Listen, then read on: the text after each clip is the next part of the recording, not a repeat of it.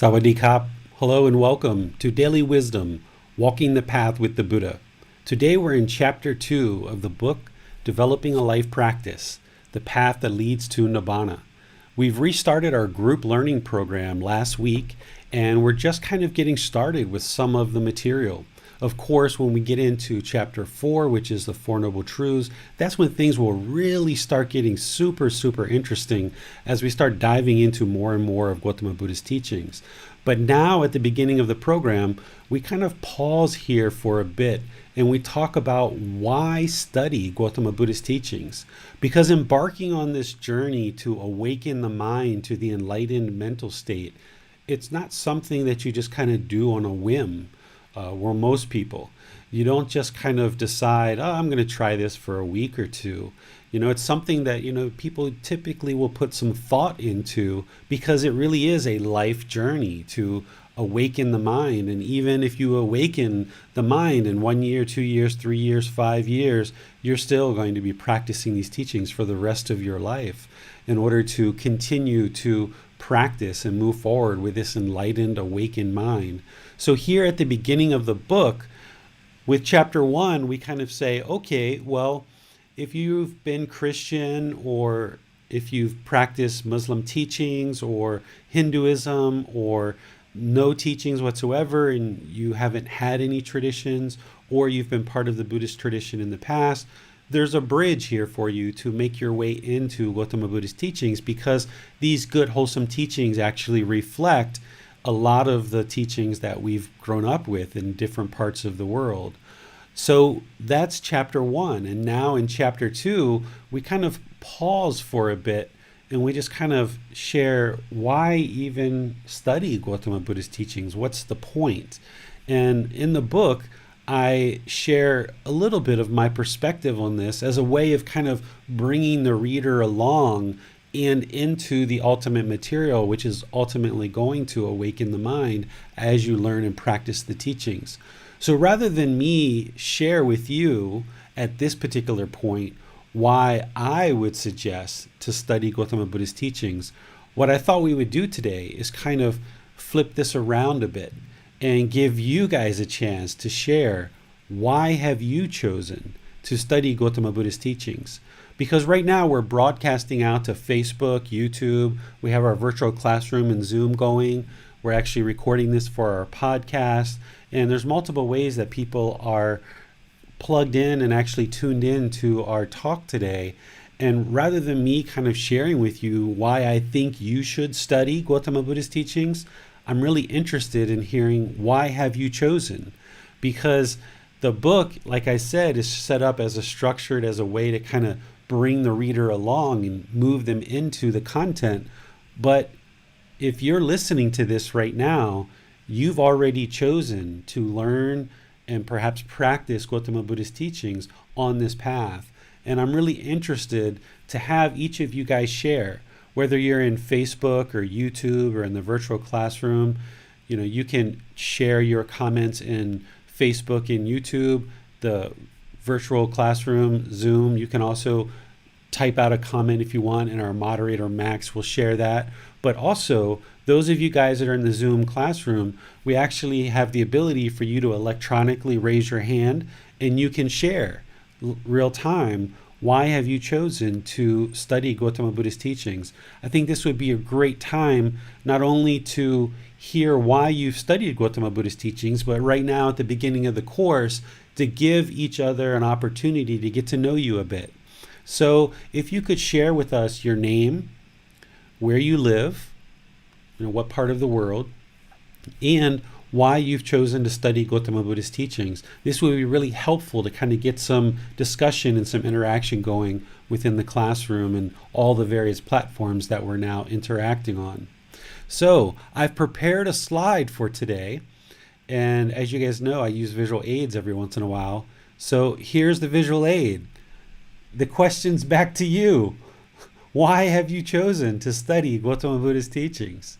So who would like to get started first? I know Max is always the one who tends to be the person that shares first, but are there any other brave individuals out there that are trying to work on getting rid of shyness and eliminating that from the mind and willing to step forward. And there we go. Look at that. Right away, Bill's put his hand up. So let's see what Bill has to say. And Max, you can always share when you're ready. Hi, everybody. My name's Bill, and I currently live in Chiang Mai. I grew up on the West Coast in Portland. That's where my family is. I grew up in a conservative Christian household and was taught that there was a God, but it was very confusing because sometimes they talk about the love, but sometimes they would talk about the punishing if you didn't adhere to certain. Oh, I can see the group now. There was a lot of focus on sin and looking back. There was a lot of hypocrisy. There were things that the church was trying to hide. It turned out one of my Sunday school teachers had molested some of my friends. There was just a lot of wrongdoing. And when I got older, I got deep into drinking as a way to escape, thinking about God and the God that I was brought up with, being punishing and not accepting of certain lifestyles. And as I grew older, I realized I was different, and I was not attracted to women. So I wanted to escape. Before I drank, I escaped by going to the movies, and then I got sober. And they talked about a higher power. And at one point, when I reached the step where it talks about finding a God of your own understanding, this sponsor that I was working with he was a writer, and he had a library in his apartment. I say library because most writers have a lot of books. And it just really, when I was like, wow, Jason, you really have quite a substantial collection. And a lot of them were on spirituality and different types of faiths. And I gravitated towards the books on Buddhism. And that was in the early 90s. And that's when a lot of people were exploring different types of faith. There was the Celestine prophecy and a lot of different types of spirituality. And then eventually I moved to the Bay Area for a teaching job. And I still had this interest. And I found a group that practiced in the Tibetan tradition. And I actually took a course in Tibetan Buddhism.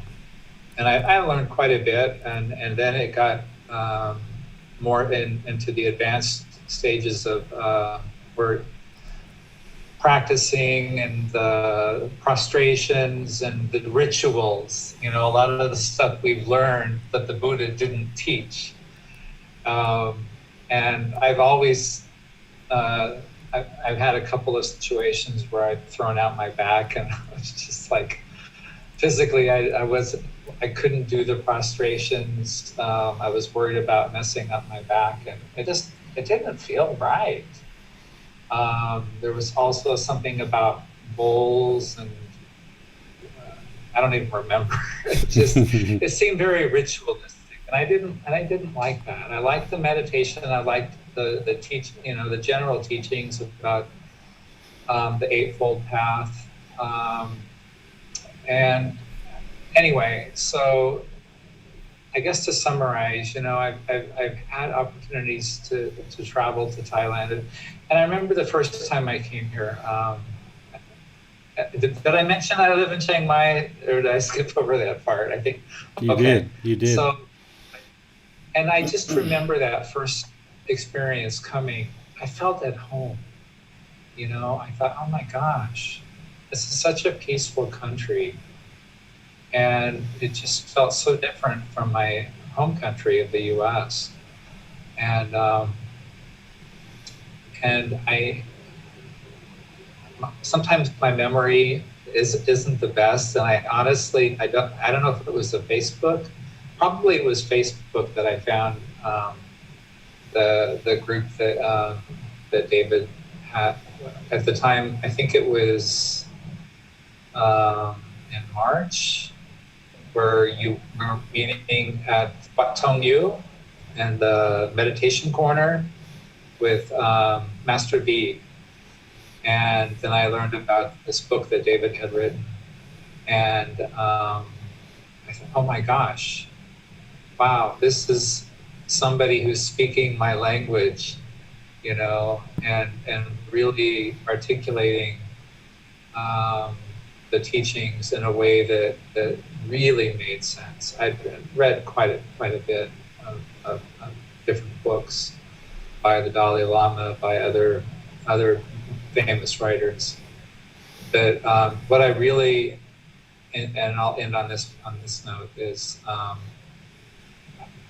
it's a part of my daily practice, and I understand when I'm going through a situation, I'm like, aha, this is an opportunity for me to work on my patience, to work on right speech, and it's just, I'm really very, very pleased.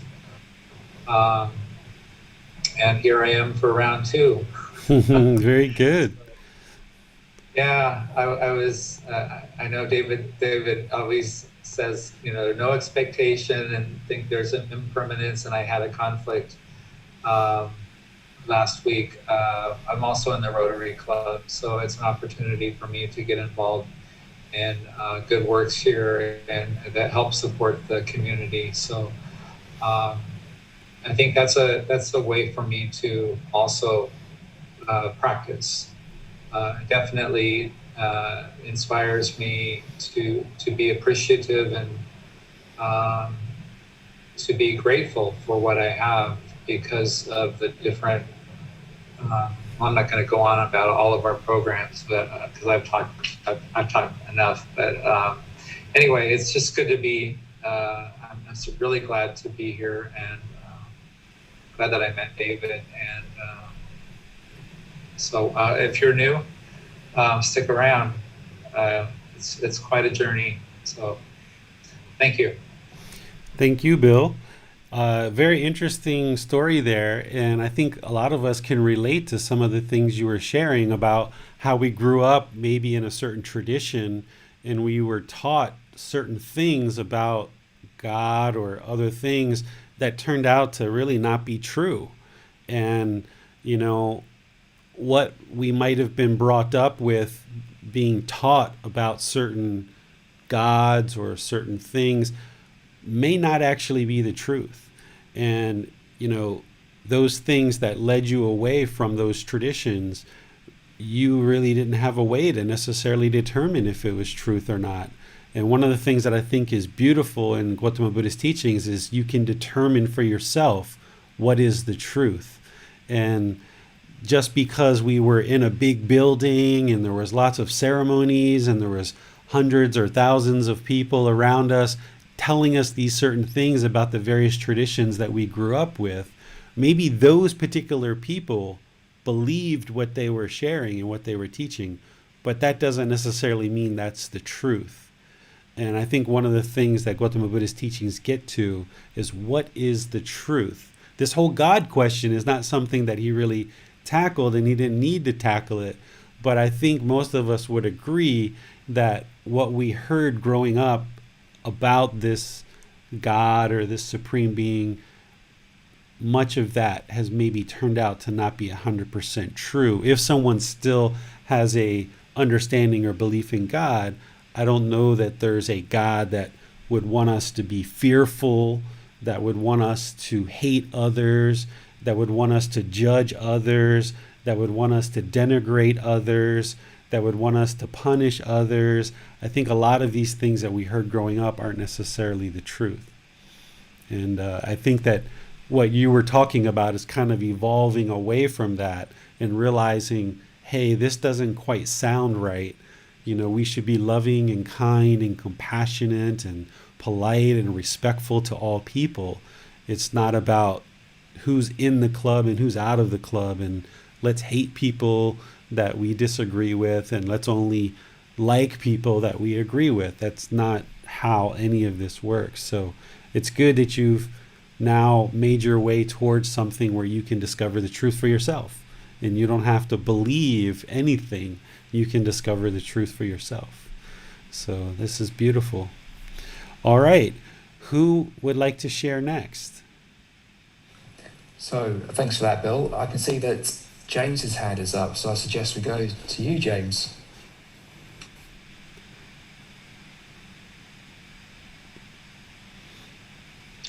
Okay. Well, my name is James. I'm from South Carolina in America. And first of all, it was great to hear from Bill. I can definitely relate to elements of what he was saying and elements of what David was just saying, because I came up in a similar tradition, and I was taught to be blindly faithful, and I was taught to essentially be judgmental toward others at times, and by the broader society. I mean, I'm 32, so I've had 3 decades in society now, and I'm taught to be self-interested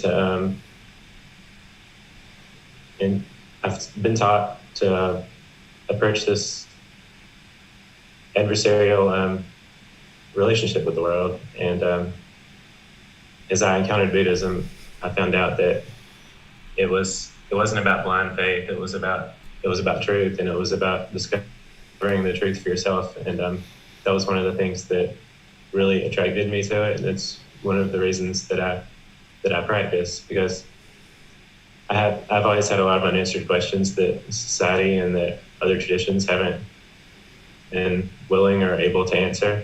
And in studying Buddhism, you learn why the world is the way it is. You learn why the mind is the way it is. You learn to navigate yourself, and you learn to navigate the world around you. And you receive a lot of answers, and it's about developing wisdom. And I think that another reason I practice is that just an investment in one's mind is an investment in every element of who you are as a person, whether it's your relationships with close others, whether it's your career, whether it's every impact that you have in the world and every way that the world impacts you.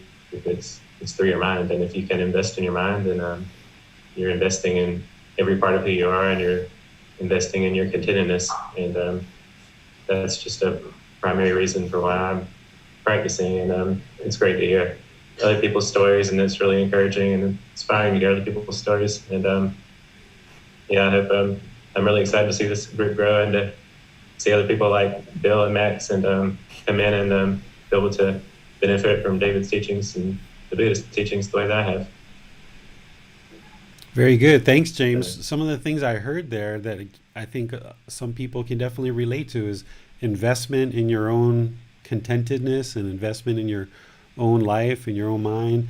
And then navigating the world. That's something that I haven't thought about, but exactly that's correct, right? That these teachings really help us to navigate this world that we're in. And without having exposure to these teachings, we really don't know why all this sadness and why all this frustration and, why COVID-19, why did that even happen? But the Buddhist teachings, as you explained in a previous session and now in this session too, the Buddhist teachings really explain all that, and you can see the truth for yourself and navigate this world in a better way. So very well said. Appreciate you sharing. Yeah. I think that COVID is really a great example of what I'm speaking to, because it was around the time of COVID that I really began joining in on this program. And I can only imagine that if it weren't for this program and if it weren't for the Buddhist teachings, that I would probably have a lot of attachments to things that I can't experience due to COVID, and I would have a lot of animosity toward other people's behaviors throughout COVID. And the teachings have really helped me understand a lot of what's going on in the world right now. And I think that if we can understand what's going on in the world, then we can better navigate it, and we can be better at peace with ourselves. Yeah, that's a great example of what I was talking about. Yeah, very well said. Thanks for sharing that. That's very helpful. All right, Max, what do you got next? Yeah, thanks a lot, James. Well, I have to give credit actually to Amina and Amina's daughter, who was actually the first person to put their hand up. Amina's daughter, who is 8 years old, says that my mummy was studying Buddhism, so I was curious to do it too. Very So nice. thank you very much, Amina, and most of all to Amina's daughter. Now, we also have Randall. So, Randall, perhaps you'd like to unmute yourself and take it away. All right. Yeah, my name is Randall. I'm also from the United States, and I live in Chiang Mai. And I've been living in Asia for about 13 or 14 years. And of course, in that time, I've met many people who have been studying Buddha's teachings, and I've always been quite interested. But I just never really knew how to get involved. And fortunately, I saw one of his posts on Facebook, and I started to join this group about 6 months ago now. And it's been really helpful for me. I feel like I've experienced many benefits. The meditation has been really helpful. For years, I tried meditating by myself without any of the teachings or anything, and I always just felt like I was wasting my time, or I didn't really know how to do it or what I was doing. So the meditations that we do on Wednesdays have been really useful for me. I'm happy to be here, and glad that we're still going. Yeah, wonderful. So you must have seen one of the advertisements or not advertisement, but one of the posts in one of the Chiang Mai expat groups or something like that. Yeah, I think I saw something when you were at I think it's Wat Tang Yu. I think you were doing something there, and I kept wanting to come, but always finding excuses. And then with the COVID situation that happened in I think it was March here, it was a good opportunity for me to join this group because I really had nothing else to do at the time. So it worked out quite well. Yeah, one of the things that you were sharing there is you were talking about how you were meditating on your own and weren't really seeing much benefit and all that kind of stuff. And now that you've gotten this guidance, and not only the guidance, but you've got the teachings to go with it, because there's a lot of people in the world that do meditation, but oftentimes, because a lot of us are coming from this tradition of we just pray and we think we go outside and everything's going to be wonderful, oftentimes we just meditate and think we go outside and everything should be wonderful. But it's the teachings of the Eightfold Path, the entire path, right view all the way to right concentration, that really shapes our life and our life practice. And it's the meditation with the life practice of daily teachings of what do we do in daily life, the right view, right intention, right speech, right action, right livelihood, right effort, right mindfulness, right concentration, which we're going to get into in about another 3 weeks.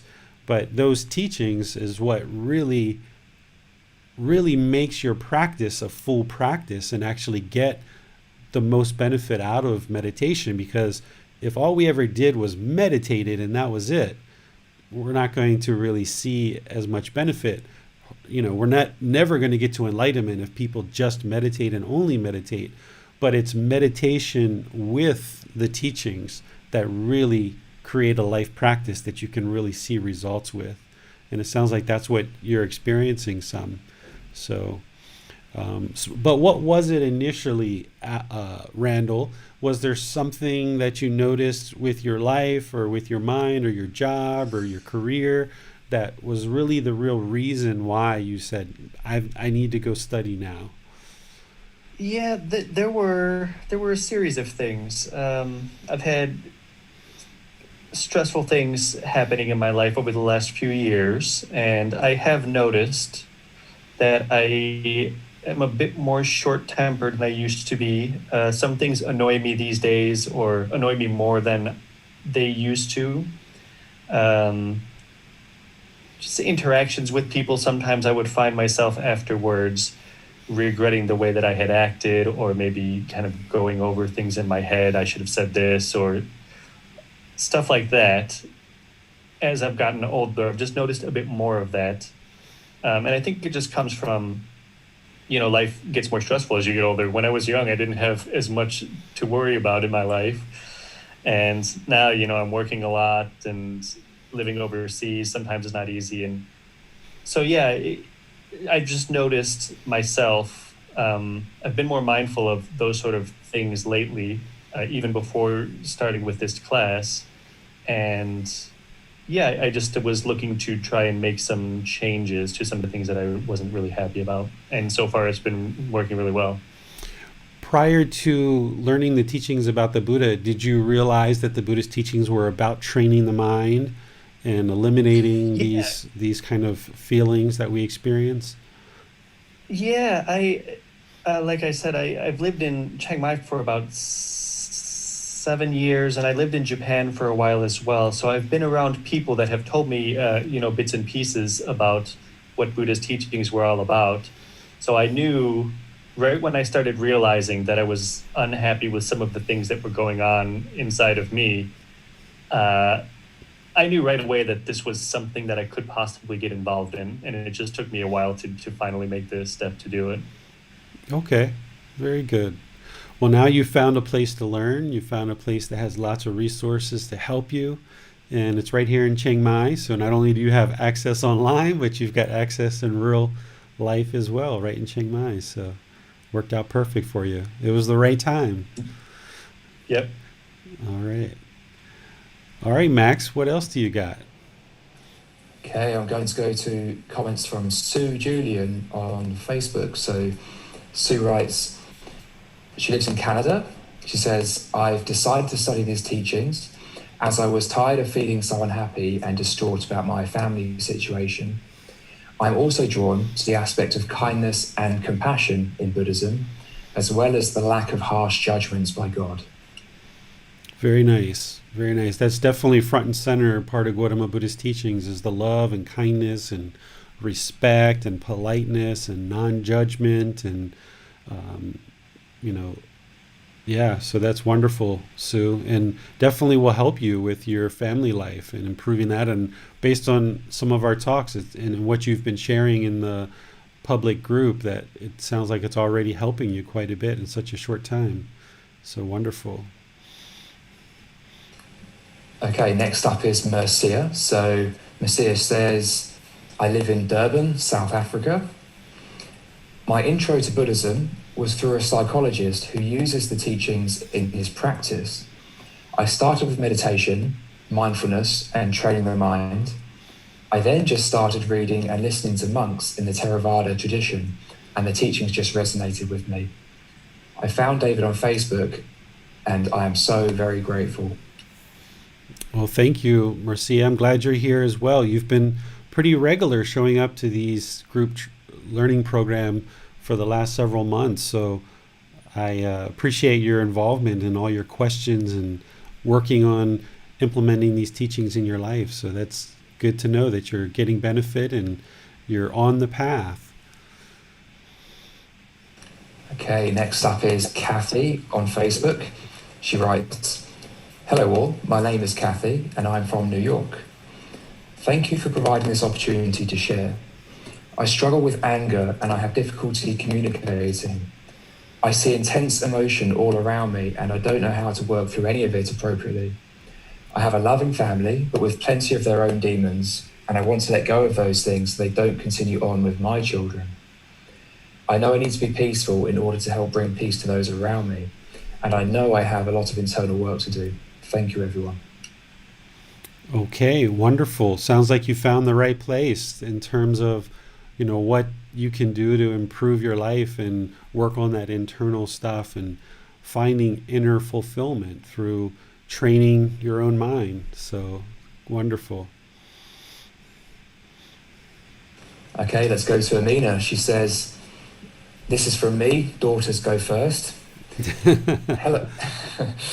Hello all. I met David 1 year ago in Thailand, and that is when my journey on the path of Buddhism began in earnest.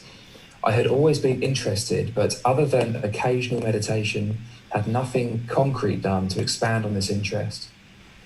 After a couple of sessions with David and joining this Facebook group, it was possible to give more intention to this practice. I started meditating daily. I began to become more aware of my ego and how it was causing problems in my life. I was able to truly see impermanence around me, which strangely gave me serenity. My anger has subsided to irritation, and it is clear that even that is my responsibility due to attachments and expectations that I still hold on to and am mindfully working to extinguish.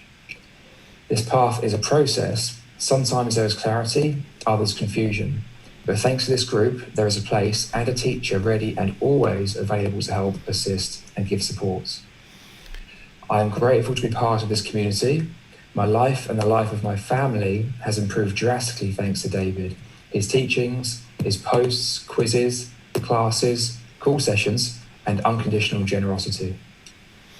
So thank you, Amina. I appreciate you guys starting to share information about me as a teacher, but this is all about you guys. Um, I feel the appreciation and gratitude, but really interested in why you guys have chosen to study. So I know Amina, that she shared with me before, that she kind of stumbled into the Buddhist teachings because she was actually coming to my wife's yoga studio for a yoga class, my wife was actually in America at the time, and I was just sitting in the yoga studio, and Amina walked in, and we just started chatting, and it turned into a couple of sessions where I shared with Amina the Four Noble Truths, the Eightfold Path, some meditation. That's when I first started teaching at Wat Tung Yu. So Amina and I went over to Wat Tung Yu and spent some time over there. And perhaps Amina just kind of stumbled into it. And then once she realized the good teachings of the Buddha, maybe she realized, wow, I can get rid of this sadness and anger and frustration and any other emotions and feelings that are unwelcomed in the mind. So, yeah, thank you for sharing, Amina. Okay, let's go to Javier next. So Javier says, in my case, I like the idea of achieving serenity, wisdom, and being aware of the very reality around us. I want to see what's there when the thoughts clouding the mind are cleared out. I'm from Argentina, and I found this program browsing meditation podcasts. Wow, this is wonderful. Argentina, South Africa, Amina and her daughter are in Italy. We've got a few Chiang Mai people here already. We've got some people from America. So, wow, we've got a real international audience here of people learning the Buddhist teachings and making the choice to do so. So that's wonderful. Well, I'll take the liberty of going next. So my name is Max. I am based in England on the south coast. And I first started practicing just purely meditation without really much knowledge of Gotama Buddha's teaching specifically. And I initially started practicing meditation, at least on a daily basis, as a way to help me in daily life. And I was working a career at the time and starting a business. As I grew and built this business and I started to attain more of the things I wanted, I realized that I was also getting a lot of byproducts that I didn't want. And not only that, the things that I wanted weren't actually satisfying me in any permanent way. And it was only really during meditation and other peaceful moments, such as when I was away from everything else, but especially during meditation, that I would genuinely feel content. I didn't feel that way really at any other time. And so eventually, having found that nothing I was building outside of that was really producing this contentedness. I thought I would seek out guidance from people who had trained their minds and who did understand the mind. And I studied with apps, I studied with various videos, and ultimately I encountered David. And I would be practicing the teachings piece by piece as a kind of gradual unraveling to test the teachings. And obviously, having met David, I started practicing the teachings of the Buddha, Gotama Buddha. First of all, meditating in the style taught by Buddha. I found that was very effective. It was more simple than what I'd been practicing before, and seemed to produce greater, more consistent benefits. And then I would start practicing something else, such as speaking purposefully, not speaking at the wrong time, things like identifying my attachments. And so far, I haven't been able to disprove the Buddha. Mm-hmm. So piece by piece, just practicing the teachings. And I feel like in other aspects of life, what we tend to do is we tend to find mentors. If we're interested in learning how to run a marathon, we might seek a running coach. If we're interested in learning how to build a business, we might seek out a business coach. Or these days, we might consume a lot of content through podcasts or videos and reading to try and understand, maybe learn on our own, and then maybe at some point begin networking or learning from individuals directly. And I know that in previous pursuits that I've been involved in, that was invariably the thing that seems to help me progress. But having realized that, like, to echo what James said, that everything we experience happens in the mind. So if we're trying to influence the mind with anything external, it's never going to work permanently. So we might as well work on the mind. And if we're doing that, we might as well seek mentors who understand the mind and who have done it. And so through various means, that has led me pretty much here. And I think it's probably the best thing I've ever chosen to do. I don't think there's any doubt about that. I think, the more I practice, the more I realize it works. And as one learns and practices the teachings, you realize that, okay, that's true. Okay, I understand the meditation works. That bit's true. Now, what if I try this other bit? What if I start practicing generosity? Does that work to improve the state of the mind? And so piece by piece, you can prove these things. And eventually you start to think, well, Gotama Buddha was certainly right about a lot of things. So yeah, continue trying to disprove the Buddha and let me know if you manage to. That's why I'm here, and that's why I'm learning. It's producing a lot of benefits in my mind, and not merely just eliminating painful feelings, but also really not getting carried away by pleasant feelings and having more control over the mind, so that I don't get carried away by the craving for the pleasant feelings, and therefore also don't experience the inevitable fallout that can come from that and the unwholesome decisions that may arise from that. So hope that was useful. Yeah, for sure, Max. It definitely is. And, talking about the fully, perfectly enlightened Buddha, someone who attained enlightenment on his own and truly awakened the mind to these natural laws of existence, he's definitely the Buddha. We call him a Buddha because his teachings work. And in 2,500 years, 2,500 years, are there any other teachers or people that we know of that existed that long ago, but we're still talking about them today? And their teachings are still just as applicable today as they were 2,500 years ago?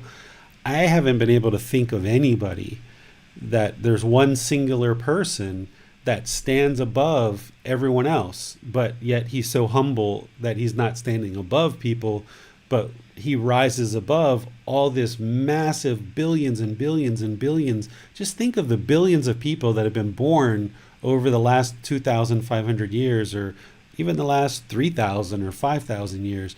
But there's just one person as far back as 2,500 years ago that we're still talking about. And his teachings are still here. And there's temples everywhere, and there's monks everywhere. These people have continued his teachings for all of these years. And what we know is that if his teachings are still around for this period of time, they must be working. Because things that don't work usually fall by the wayside pretty quick, right? We usually have certain fads or certain products that come onto the market. They sell a lot of products for 5 or 10 years, and then boom, they're gone. We never hear from them again because those products pretty much wear out, or they don't work, or it's not very good quality. But here something was created, a grassroots movement, right? Here's a guy who awakened his mind over 2,500 years ago. He was the only one person on the face of the earth that understood these teachings. So he essentially started a grassroots movement with him and 5 other people when he gave his very first talk. So there's 6 people that started this grassroots movement 2,500 years ago, and there's just been one link after another, after another, after another for 2,500 years, and here we are still talking about not only him, but his teachings. And they're still helping people even today to improve our life. That to me is just miraculous, and just one other reason why we know he was surely the fully perfectly enlightened Buddha. Yes, I think that's something that is quite easy to overlook if we're not aware of the context of Gotama Buddha, when he lived and the kind of place he lived. Because the only other people we really still talk about from that time, I suppose, are some of the Greek philosophers, but there were lots of them and they had writing materials. Gotama Buddha didn't have lots of people that he was collaborating with, and neither did he have anything to write on. It was one guy, and all of this was communicated by the spoken word. And so when you consider that, you think how he was able to have such an influence. So in some sense, there really is no one else that we can say that about, that lived that long ago and had that much impact on their own. Yeah, and also some things we can say too is over this 2,500 year period, all these links in a chain, there's this link from us back through, not that we'll ever discover all those people that link back to the Buddha, but all of these teachings that are being shared in this group learning program, even though we can't ever discover the links between us and Gotama Buddha, these teachings that are coming forward into this group learning program are essentially through this long chain of people that have maintained the teachings in a certain way and handed them down from person to person to person to person until now they're finally reaching you, and they're having this impact on your life, right? That this, if we want to call it a gift, or these teachings that Gotama Buddha shared during his lifetime, through this long link, this long chain of 2,500 year history, now the teachings are finally reaching to you in this life, and they're still helping you and lots of other people in the world. And that's just amazing that one person could have started all of this 2,500 years ago, and his teachings are just as applicable today. And this is how you know that this person existed. Because a lot of times when traditions are based on belief, you don't actually really ever know if the person actually existed or not. But here in this situation, when you learn these teachings and they improve the quality of your mind and the quality of your life, there's no question that this person existed, because his teachings from so long ago are actually improving your life today. So that's how you can discover the truth that, in fact, this person that we call Gotama Buddha indeed existed, and his teachings are as applicable today as they were 2,500 years ago. So yeah, thanks for bringing all that up, Max. Thank you very much. Okay, I suggest we go to Deborah next. So Hi, my name is Deborah, and I live in Brentwood, UK. I first started reading about Buddhism while recovering from a serious car accident. I was angry about what had happened and also had anger towards the other driver. Through the classes, I have learnt impermanence and loving kindness towards all beings. It has made a big difference to my life. The anger has gone, and I no longer bother with material things. I have become calmer. It is the best thing I've done. Very nice. Very nice. So I'm glad to hear, Deborah, that you've found a place that you can learn and practice the teachings. And one of the things I'd like to add on to some of what I was just saying about this long link of chains and all these teachings coming from the Buddha and through this chain to now where it's reaching us, through you learning and practicing these teachings, it's now we are a link in that chain that is going to now bring these teachings into our community and continue to share these teachings worldwide. So through us applying diligent study, through dedication and commitment, and actually applying the teachings in our life and seeing that they work, the more that you see these teachings work, then you know what the path is. So this why did we study, or why study Gotama Buddha's teachings? Yes, it's a personal pursuit, but I also think about this larger approach of by us individually choosing to learn these teachings, not only does it help us, it helps those people close to us, and it helps all of humanity as well. Because now we can share these teachings forward into future generations. Okay, I can see Joy's hand is up, so I suggest we go to you next, Joy. Okay. I am in the United States, in Missouri, and I am just a big, I don't know, broken person. I have been through trauma after trauma as a child, as an adult, and it's just really hard for me to talk about yet without getting upset. So I'm here just looking for peace, I guess. Some peace of mind, yeah? Yes. Okay. Well, take your time. There's no rush for you to talk about it today. And as you feel comfortable and you would like someone to talk to, you've got lots of different ways to connect with people now in this group. And you can talk or choose not to talk at any time that you like. But it's good that you found a place to learn the Buddhist teachings, because if you're looking for peace of mind, it's definitely learning and practicing his teachings that'll help you with that. Yes, I've been searching spiritually through several religious groups, I guess, for a few years, and Buddhism was something I just started looking into a few months ago.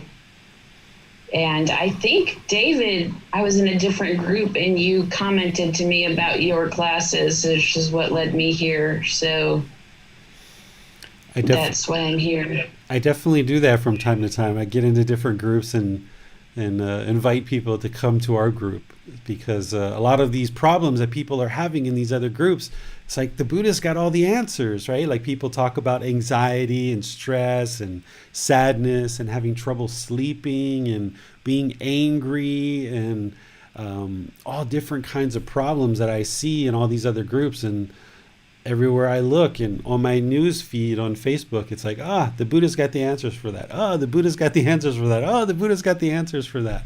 So that it's very likely that I came into a group that you were probably in and shared some comments to invite people to come learn. Well, thank you. This has been helpful so far, even though it's only been a few weeks for me. So very good. And are you learning with the book, Developing a Life Practice? Yes, I am. I haven't read enough of it yet, of course, but sure.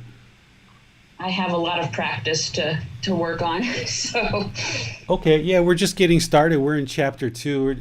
This first couple of chapters just kind of ramp up slowly, and then by the time we get into the 3rd and 4th and 5th chapter, we really start laying out and uncovering and pulling back the the curtain on Gotama Buddha's teaching so you can really start seeing how he taught and what really can affect your mind and your life. So we're just kind of slowly, gradually ramping up to his more real deep teachings. So I'm glad Thank you. I'm glad you're here, Joy. Welcome. What else do you got, Max? Yeah, thank you very much, Joy. Glad to have you as part of the group here. So I'll read out a comment from Linda next. Linda says, I am new to Buddha's teachings and am drawn to the peace, non-judgment, and transformation of my heart. I have tried meditation and still felt empty. So I'm here for learning, understanding, and fulfillment. Wonderful, Linda, because one of the things that we all really need in order to progress on this path to enlightenment is we need teachers, because it's wonderful that there's so many apps and so many guided meditations and YouTube videos and all these different resources out there, because that kind of cracks the door open for some people to kind of approach on their own terms to start learning a bit of meditation. But it's not until you really get paired up and you choose to reach out and connect with a teacher that you really start making a lot of progress, because now you're talking to a live human being instead of an app or a YouTube video or something like this.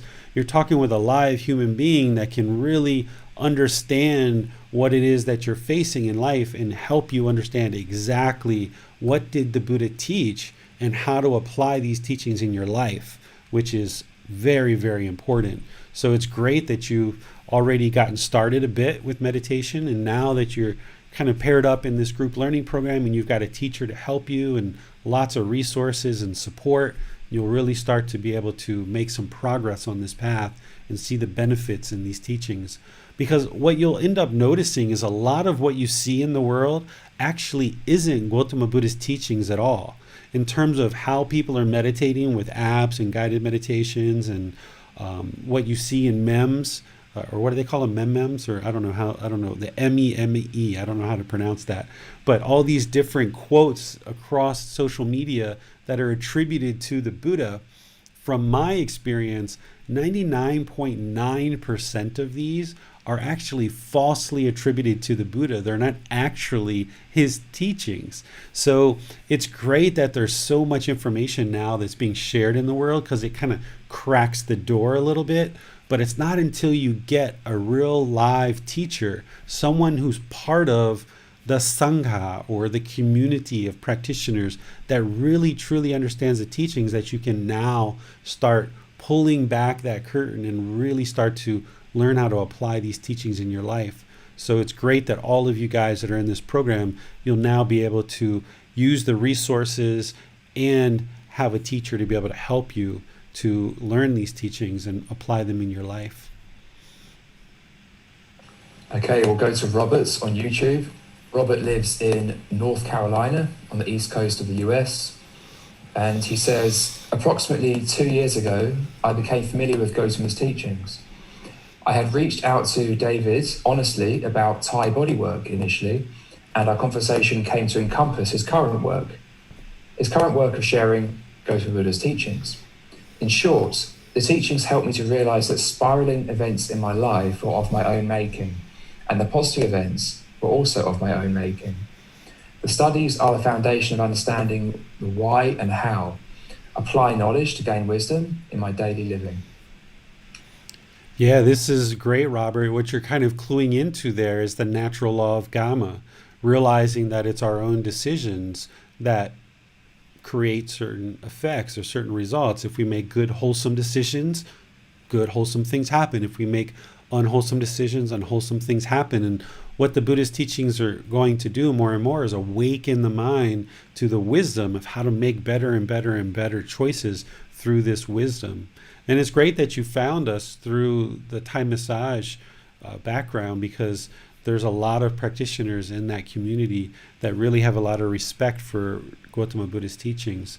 So I'm glad that you've gotten connected and you're starting to see this natural law of Gamma a bit, and realizing that it's your own decisions that are leading you to better and better things. And just making the decision to actually learn and practice these teachings is one of those decisions that leads people towards good, wholesome results.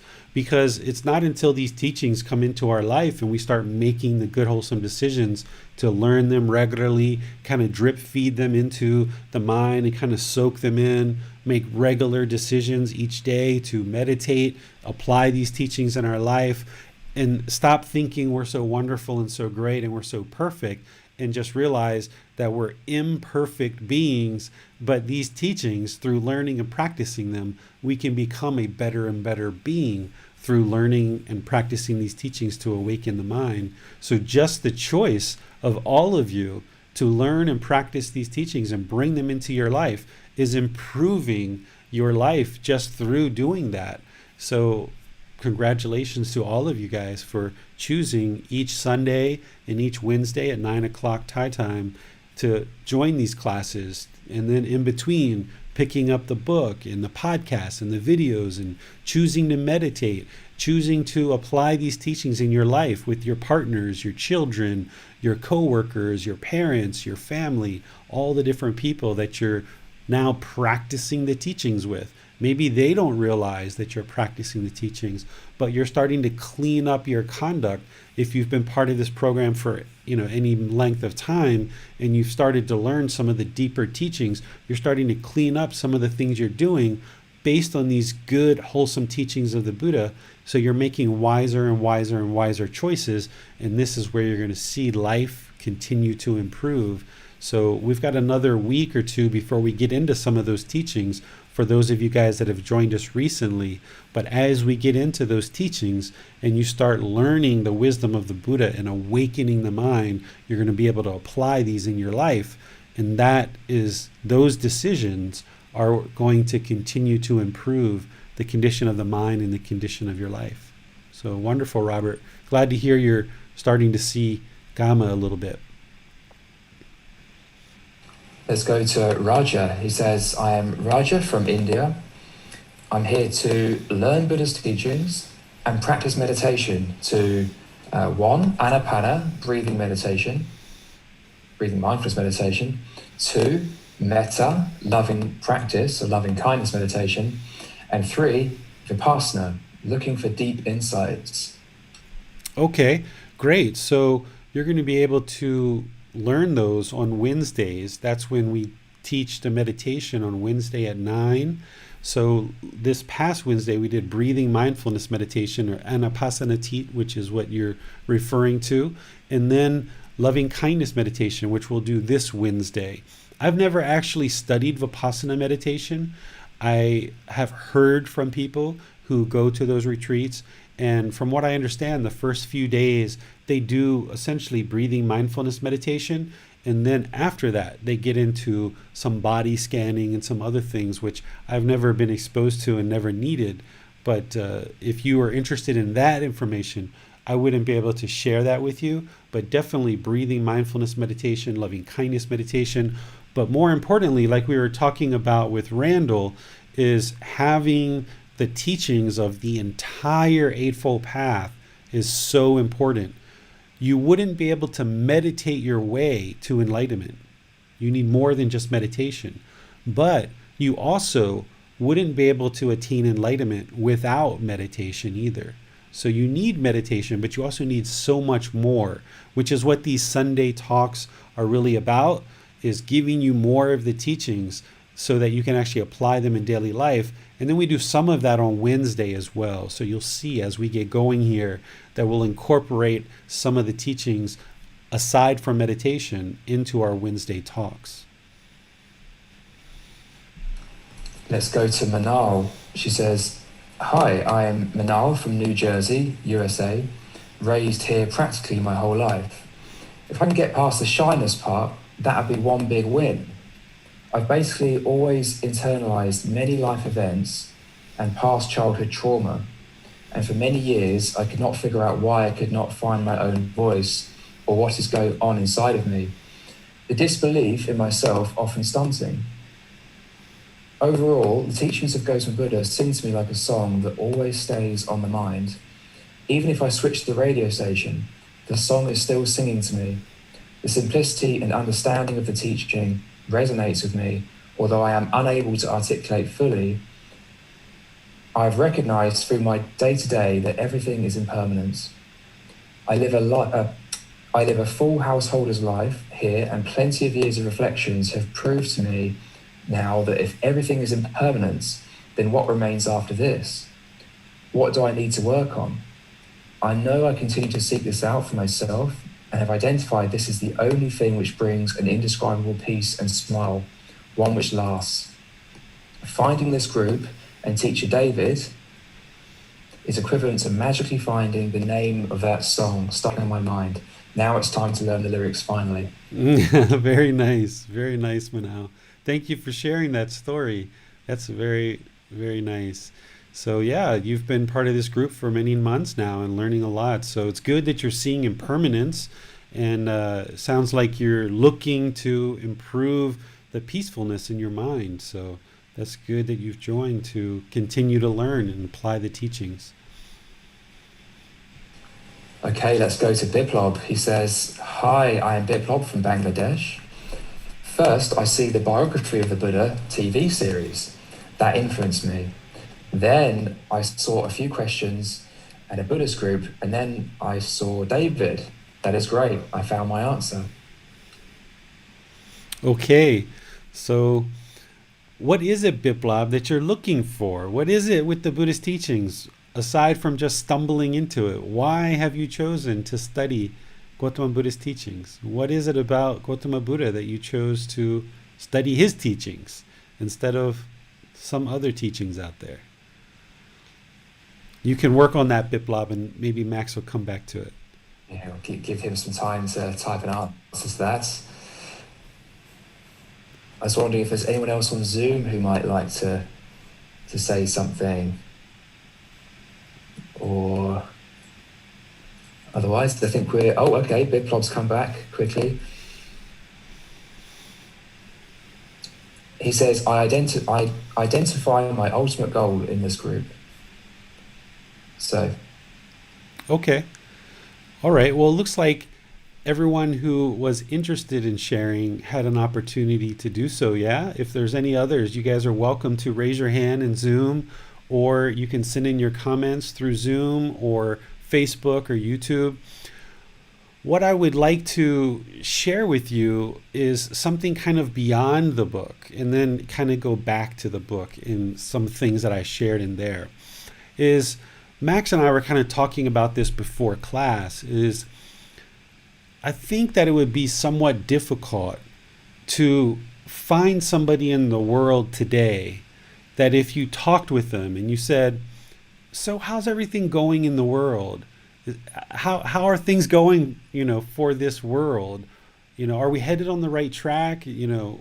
How are things going? I think it would be difficult to find somebody that says, you know what? Everything in the world is going so wonderful. If we just keep on this same path that we're on, everything's going to work out just fine, right?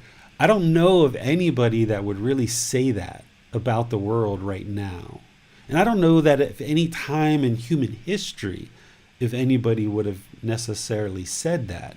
Because for me, something that I didn't share in the book, for me, one of the reasons to study Gotama Buddha's teachings is this world is headed for all kinds of problems. We've been in all kinds of problems for many, many, many years, but there's all kinds of more problems in our future if we don't do something for our own individual self in order to improve how we treat each other and how we treat the world. Essentially, we've been kind of walking in the darkness for so many years.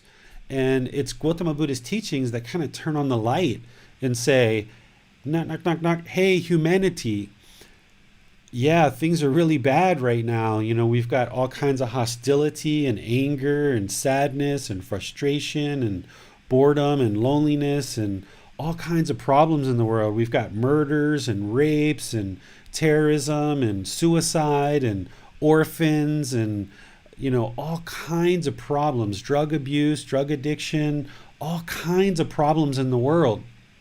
And it's almost like humanity's digging this hole deeper and deeper and deeper and deeper.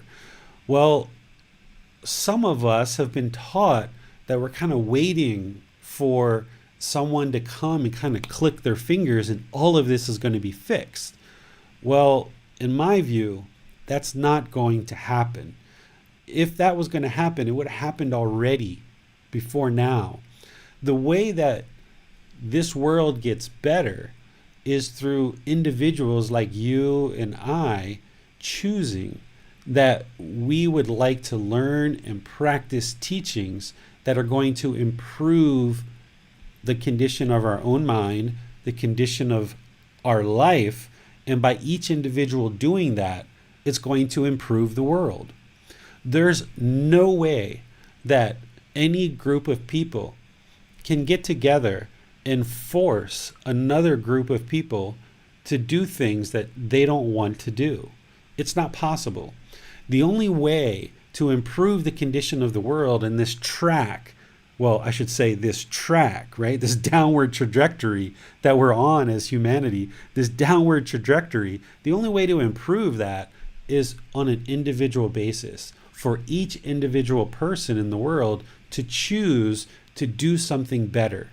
Because by polluting our world, by talking with hostility, by treating each other with disrespect, by getting sad and angry and frustrated and irritated and all these other things that we have going on in the mind, by continuing in this direction, things are not going to get better. We know that if we continue to do the same things that we've always been doing and we expect different results, we know that that's the definition of insanity. Doing the same things but expecting different results. So for me, one of the things that studying the Buddha's teachings represent is it's a conscious choice on the side of the individual practitioner to do something different, right? We've been doing something and we've been doing things a certain way for however long during our life, and in our culture, we've been doing things a certain way, and we see where that's led us, right? We know that material wealth doesn't necessarily equal a peaceful life. We know that having the best job of our dreams isn't going to instantly change our life. We know that having a certain life partner isn't going to instantly change our life and make it better. We know that if you don't have kids and all of a sudden you have kids, that's not going to ultimately make your life better. We know that if you're driving a bicycle and you immediately get a Lamborghini or a Mercedes or you win the lottery, that's not going to make your life better. We know that if you get a big, huge mansion, that's not going to instantly make your life better because you still have this mind to deal with. So if we continue on this same trajectory and we do nothing different, then we're going to get the same results that we've been getting for all these years. Continued problems in the world. But what the choice to make, the choice that we make, the conscious choice to study these teachings is a conscious choice of saying, enough of all of that, let me learn the truth so that now through learning the truth, I as an individual can make better and better choices in my life. Other people may not choose to ever learn and practice these teachings, and that's okay. That's their life. This practice isn't about trying to convince others to do what we know to be good and wholesome in Gotama Buddha's teachings. There's no obligation whatsoever for anybody to run out and try to convince others to try to learn and practice these teachings.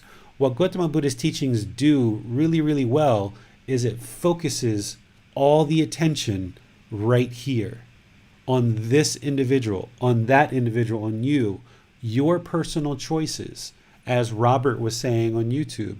Through making personal choices, we improve our life.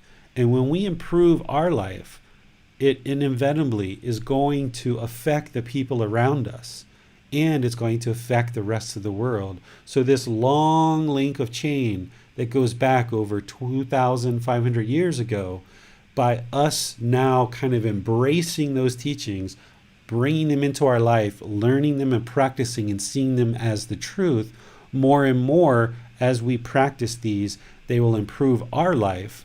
But just through osmosis and just by people being around us and us choosing to be kind and loving and caring and polite, compassionate, generous, all of these good, wholesome teachings, by us choosing to do that, it will spread to more and more people by itself.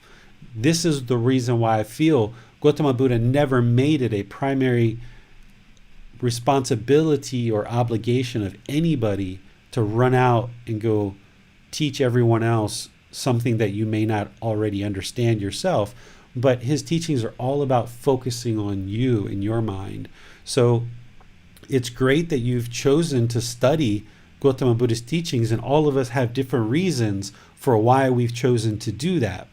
For me, it was the one that I just talked about, looking at the world and seeing that I was on a very bad trajectory and my life was going down, down, down, down, down. But also looking at humanity as a whole was doing the same thing.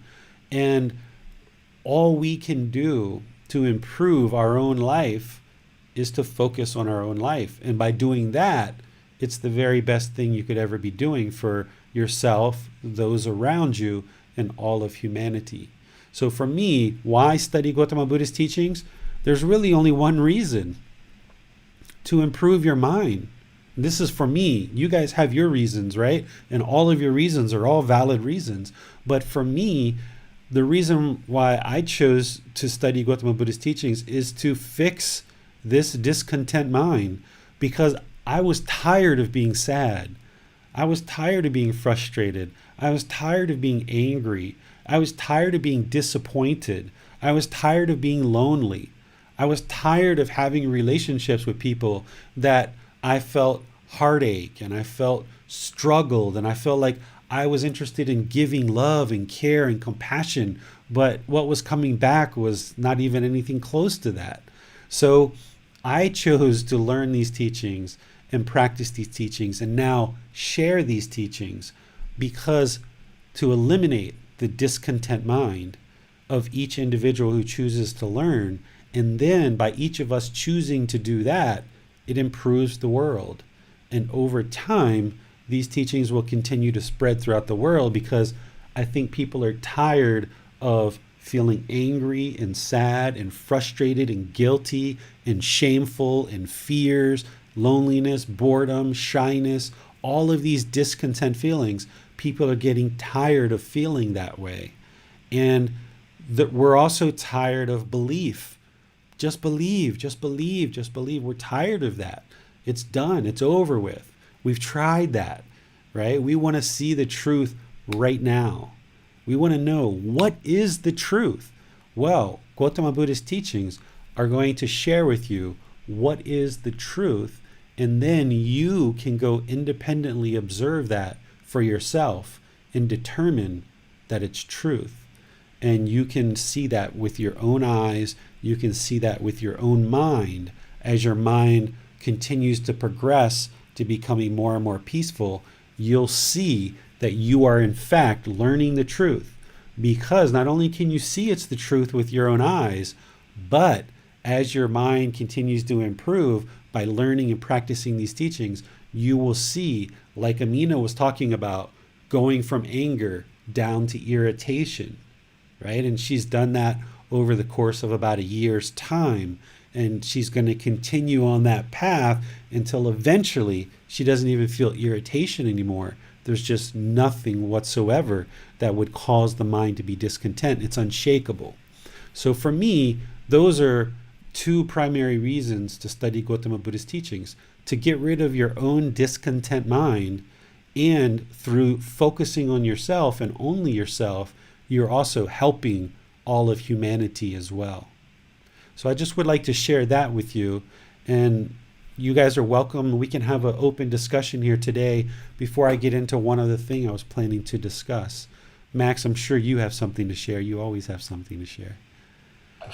Well, we did actually have a question earlier from Biblob, and you have since discussed it a bit there, David. But Biblob asked, why do we not directly offer to share with other people in our community the teachings of Gotama Buddha when they do not know about it? You're welcome, Biplab, to share the teachings and let people know, right? If you see somebody that's having discontentedness, that's having trouble in their life, you're welcome to say, hey, here's a book, or hey, here's a link, you can download this, or hey, here's a Facebook group, this has really helped me. You're welcome to do that. But in some traditions, the primary goal is to draw in as many people as possible and get other people to believe. And that tends to be the primary practice, is going around the world and trying to get as many people to believe the same things you believe. And what I'm sharing in my comments here is that's not the primary purpose in this tradition. The primary purpose is to solve your own discontent mind. And in doing so, then you gain more and more wisdom. Your discontent mind improves, your life improves.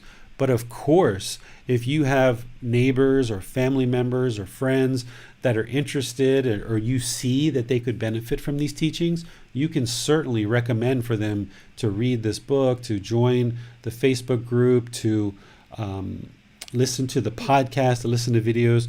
But that's not the primary focus. The primary focus is to solve your problems, your discontent mind.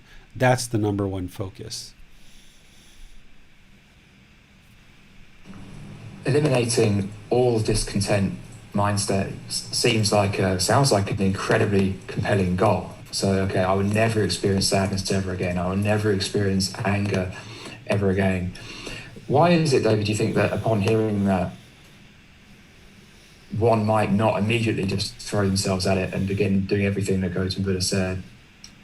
I think in a lot of ways, people mistrust these type of traditions, because I think that we've grown up with a lot of different, lack of better word, religious leaders. Even though I don't consider Gotama Buddha's teachings a religion whatsoever, we've grown up with various people in our lives teaching us and guiding us and trying to help us see certain teachings. And either because we're misunderstanding the teachings, or perhaps they weren't explained to us in those other traditions in a way that really connects with us to help us see how to improve our life, that I think a lot of us have distrust for teachings that look or resemble anything like a religion. Because the word religion for a lot of people is almost like a four-letter word. It's tainted. A lot of people's minds have been conditioned to hate religion or have aversion to religion.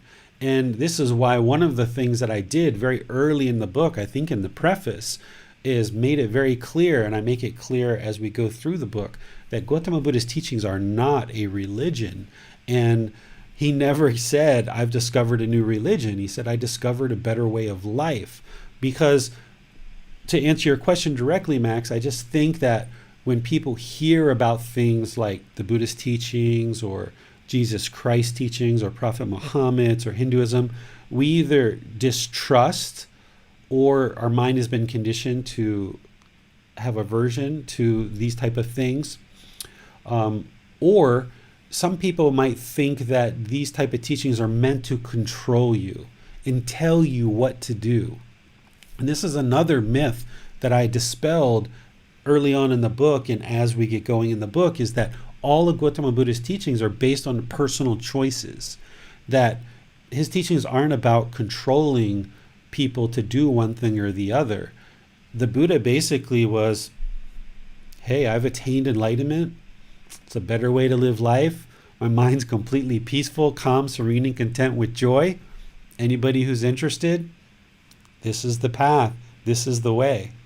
He never used guilt, shame, or fear to try to motivate people to learn and practice his teachings, because he already knew the truth. And someone who's enlightened, you only need to walk with wisdom and a smile. You don't have any desire to force people to learn and practice your teaching. Someone who's enlightened has already extinguished all that eagerness, that longing, that forcefulness, putting expectations on people. The whole goal of enlightenment is to eliminate among other things, guilt, shame, and fear. And you definitely, as an enlightened being, aren't interested in controlling anybody. These teachings are all about allowing everyone to practice free will and do whatever they feel is best for their own life. But someone like the Buddha is like, okay, here's the path. If you're interested in learning it, you're interested in pursuing it, here it is. So for somebody who's still into substances that cause heedlessness, or having multiple boyfriends and girlfriends and not really caring who they hurt or who they affect, for people who are very aggressive and hostile in their language and with lots of hate and anger, people with discrimination or racism or judgment of other people for reasons of their sexual orientation or other traditions or how they dress or what color skin or hair they have. There's a certain groups of people that are during this life are never going to learn and practice these good wholesome teachings because they feel that these type of teachings are meant to control them, and they're still enjoying, and they don't see the effect of all these unwholesome decisions they're making. They don't see it as their problem. They look at it as everyone else's problem. So I think for these reasons that people oftentimes turn away, the big one is because of religion is oftentimes a tainted word, and some people associate Gotama Buddha's teachings with religion and these other reasons that we've been talking about. But I agree with you. If somebody heard that, here you can eliminate sadness, anger, frustration, irritation, guilt, shame, boredom, loneliness, shyness, all of these discontent feelings, resentment and jealousy, shouldn't that just be enough to say, okay, let me find out. Let me understand more. But you'd be surprised that because of the mistrust and the lack of trust, which is part of the unenlightened mind, the unenlightened mind is not going to trust other people. That's part of the unenlightened mind. Because of the conditioning that religion is bad and people associating Gotama Buddha's teachings with religion, even though I don't think it is, and because some people feel that these type of teachings are meant to control them, I think oftentimes people might turn away. But the good news is that all of you have decided, I think on a certain level, that I'm done with all this sadness and hostility and aggression and anger and guilt and shame and fears and boredom and loneliness, jealousy, resentment. I'm done with all that. I want to get this out of my life so that I can experience this peaceful, calm, serene, and content mind with joy. And that's what Gotama Buddha's teachings do, is they guide you to that, but it's all through personal choices that lead you to that destination. And I think that's an important thing to reiterate as well, is that it is about personal choice. It's not about making every change overnight and becoming this completely wholesome being instantaneously. One sort of question you tend to see a lot in the Facebook groups is some variation of, do I have to give up drinking coffee right now? Do I have to give up eating meat right now? Do I have to become vegan? Do I have to give up alcohol? And all these sort of questions about, do I have to give up this craving and do this straight away? And there's no judgment to start with. There's no rules that say, if you're this, you're a Buddhist. If you're not, then you're not a Buddhist. And so it's all about discovering truth for oneself and discovering what benefits the mind. Yeah, that's an important point, that Gotama Buddha's teachings aren't rules to follow. They're not commandments, right? Because those things are usually because someone's enforcing it, right? There's some kind of fear. So here's a rule, and because you fear that you're going to get the penalty, you're going to follow the rule. And this is how a lot of us are taught in society, not just with these teachings, but with speed limits and societal laws and certain policies and local ordinances. There's a certain rule, and if you don't follow that, there's going to be a penalty. So because you fear the penalty, you're going to just follow the rule, whether you agree that it's correct or not. So when you approach Gautama Buddha's teachings, it's important that you understand they're not rules, they're not commandments. There's no fear, guilt, or shame that says, if you don't do things, if you don't do these things, da da da da da da, all these bad things are going to happen to you. It's kind of like, okay, well, we know if you don't get enlightened, you're going to be reborn. No big deal. It's not trying to guilt or shame or fear anybody into it. It's just we know that this is going to happen, and we know this for many different reasons. But ultimately, it becomes a personal choice. So as Max is alluding to and kind of sharing, is the way that these teachings are designed, it's not a flip the switch and you've got to learn everything that the Buddha taught and immediately implement that through flipping a switch. The beauty about what he was teaching, there's multiple beauties, but one of the beauties is he described it as a gradual progression, gradual training of the mind, that as you learn the teachings, you gradually move them into practice and gradually observe the truth to uncover this wisdom more and more and more. And that's where there's no judgment, because everybody's at different parts of the path. And not everyone's going to progress in the same way.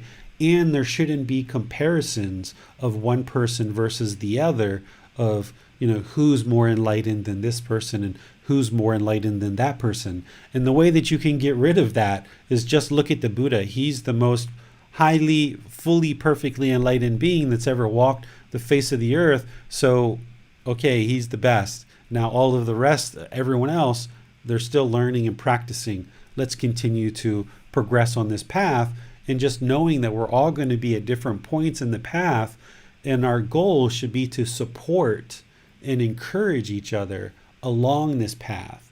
That's what a real community does. And if you notice how I reply to people in our Facebook group and in these different classes, is I always look to be encouraging and supporting, that no matter what you're encountering, no matter how difficult or how rough, no matter how hard the problem is, no matter how hard the challenge is that you're facing, as a community, we should always be supportive and encouraging to each other, because this path, while learning and practicing it, once you attain enlightenment, life becomes very easy and seamless and very smooth.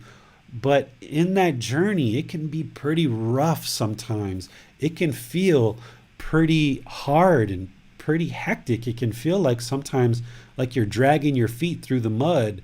So the last thing that we would want to do as a community is bash each other or knock each other down just for trying to learn and practice the teachings.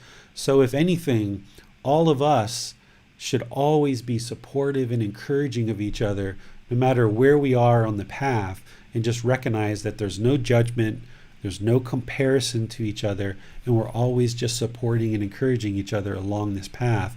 And through that positive support, all of us can walk towards this enlightened mental state together. We'll arrive at different times, but that's okay. As a group, we progress together, and everybody learns and practices and continues to get more and more benefit. For someone who doesn't have a life practice currently, but is interested to see for themselves if there's any truth in this, any use in this, what are some of the most accessible, easiest ways they can start testing out Buddha's teachings? Okay, this actually is a perfect question, Max, to lead me into the last part of what I was going to talk about today, is how did people learn during the lifetime of Gotama Buddha? Well, Gotama Buddha, because he stepped down from being a prince and he just became a homeless person, essentially dressed in old beat up robes and just walking around, and people offered him food and water and things like this and shelter. Essentially, he was enlightened. He was fully, perfectly enlightened. He didn't start teaching to benefit himself, right? He had already attained enlightenment. He already knew the truth. So anything that he did from the time of his enlightenment at age 35 until he died at 80 was to benefit other people. Because he could have truly gotten enlightened and then just kind of went back to the palace and been the best king or leader that probably the world would have ever known. But no, he chose, because he knew that nobody else knew these teachings but him. He chose to offer these teachings in a way that could be shared during his lifetime. More and more people could become enlightened. And then the teachings, he set them up in such a way that the teachings could continue long after his life. But what did people do during his life in order to learn these teachings?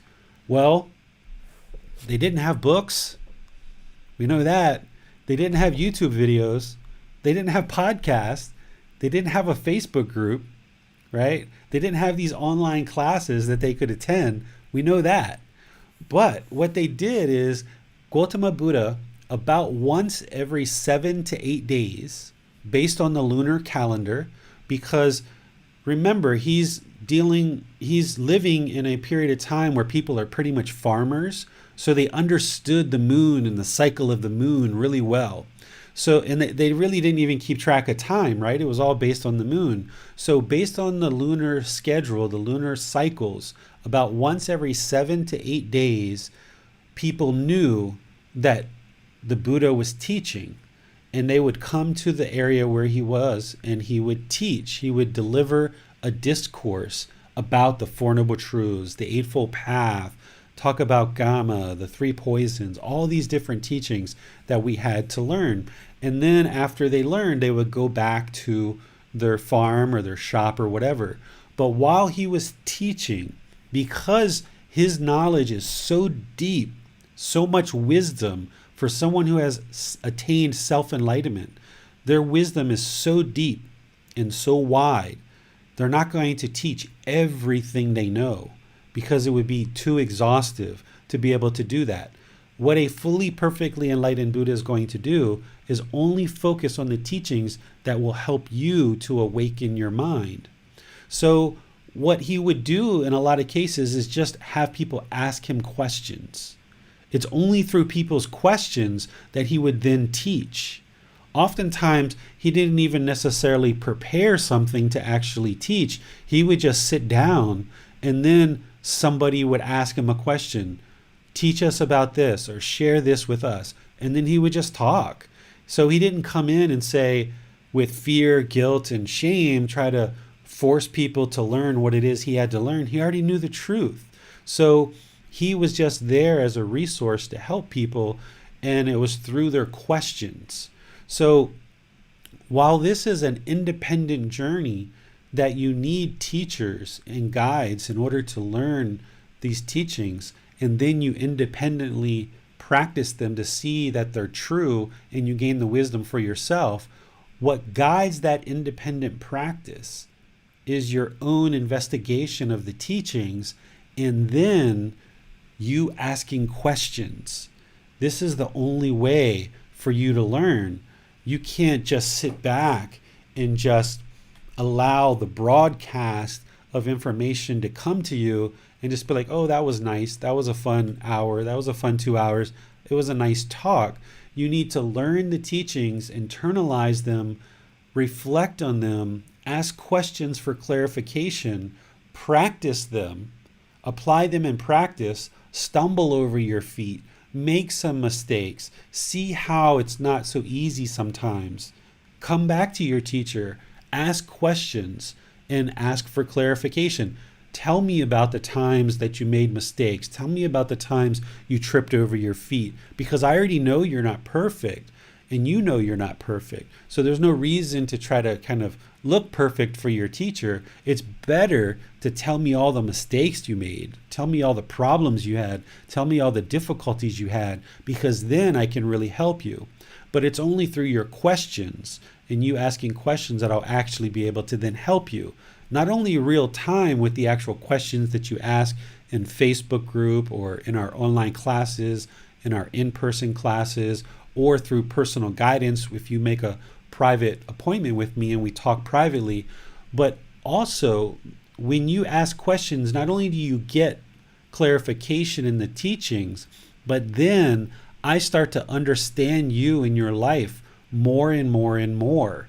So by me understanding more of your life, then I'm able to more readily help you.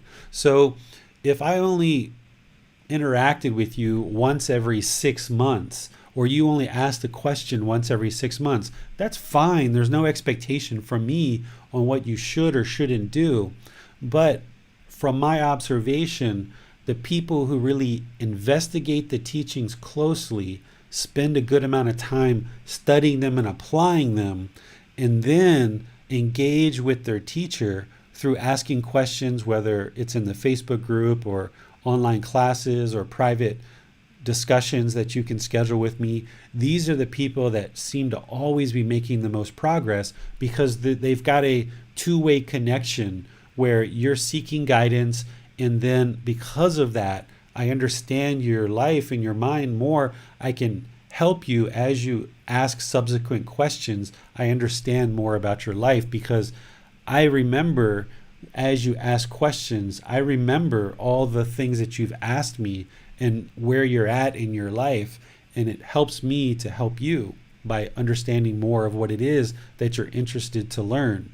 So the way that people learn during Gotama Buddha's lifetime is they listened to his talks, they reflected on his teachings, they applied the teachings in life when they went back home, and then they asked questions.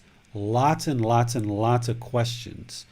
In fact, as an ordained practitioner, if I was ordained practitioners don't really have what we would call maybe like a sermon, or they don't have like a scheduled time where everybody comes into the temple and now they're going to deliver some discourse. It's all based on questions. Here in Thailand, the monks are just practitioners.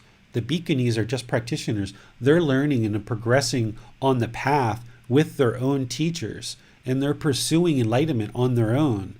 The only time that they teach is when the household practitioners or other ordained practitioners ask them a question. Part of this practice is you don't just run around and teach everybody.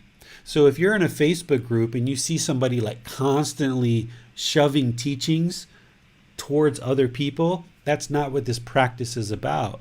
This practice is about individual practitioners choosing to ask questions, and then when they ask a question, the teacher provides the information to then help the student along the way. If you notice how I interact in various Facebook groups, I never see somebody with a comment and then I immediately say, oh, you're wrong. It's not like that. It's like this. Because that person hasn't asked me a question. And who am I to say they're wrong and I'm right?